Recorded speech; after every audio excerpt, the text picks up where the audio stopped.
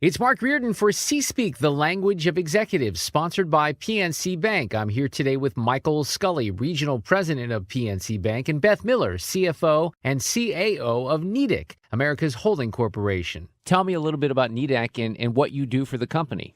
So Nidec is a Kyoto, Japan-based multinational corporation that focuses on comprehensive motor solutions. So what we do is we manufacture, develop, design motors for everything, small and big, from a vibration motor in your smartwatch all the way up to a 6-foot motor that would be used in the Sochi Olympics to generate snow when it's 60 degrees. So those large pump drive motors. Yeah, that's pretty cool. So it's just a wide range of motors. I think when people think about motors, they think of maybe not the big motors or the little motors, but the ones in between. We definitely make HVAC motors and appliance motors and a lot of things for your computers as well, but it really runs the gamut.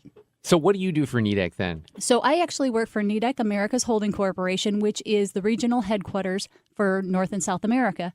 And we support a lot of the back office functions for all the Nidec companies. Nidec has had very aggressive growth over the years through acquisitions.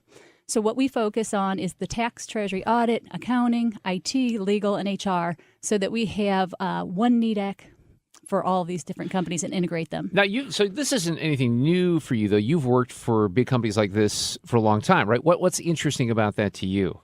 So it's very interesting to work for a Japanese multinational versus a U.S. multinational, which I did for almost 20 years.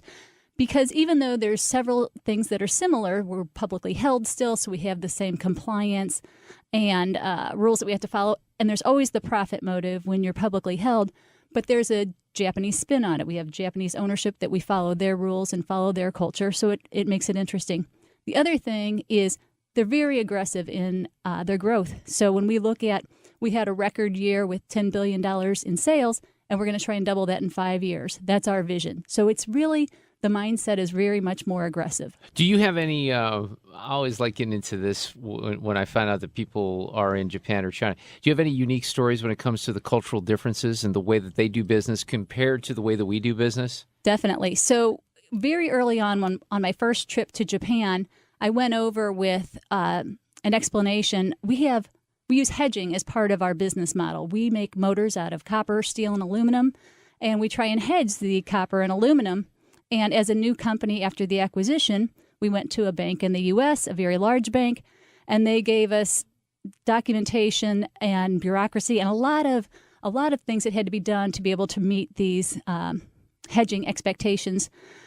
And it was very onerous. It was something that was really going to impact our business because we couldn't really live up to this level of detail that they required. And we'd been working on it for months and months with lawyers and everything like that. When I went to Japan, I explained to CFO that this is where we are and this is what we're going to have to do to go forward. He picked up the phone, and within the day, we had a hedging arrangement with a Japanese bank. So what had taken months in the U.S., there is based on honor and your reputation, not so much contracts and legal. Now, the contracts came later, but the agreement was reached within hours. Perhaps we can learn a little bit from those experiences, right? Definitely. I'm guessing, though, if I had to take a stab at this, I'm guessing that we have a lot of federal law that would prevent us from jumping through the hoops that way, right? Right. There's a reason why we have the laws. This was right after the financial crisis. The banks were being required to do different things. So there are reasons. But definitely in Japan, they don't necessarily think about litigation as much as we do. It's very much a reputation-based honor kind of system. For our entire interview with Beth Miller of Needek and more C-Speak content, go to KMOX.com/news. C-Speak, sponsored by PNC Bank.